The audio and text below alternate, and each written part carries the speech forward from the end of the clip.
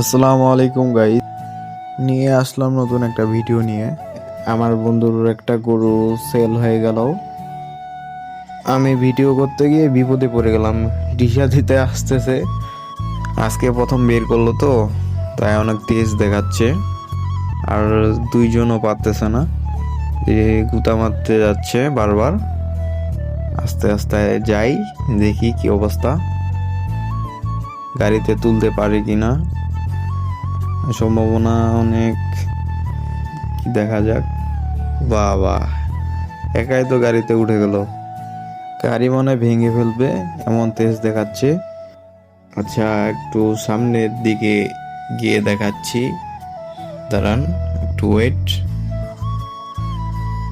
এই যে দেখেন কি বড়, বাবা গাড়িটা মানে ভাঙে ফেলবে।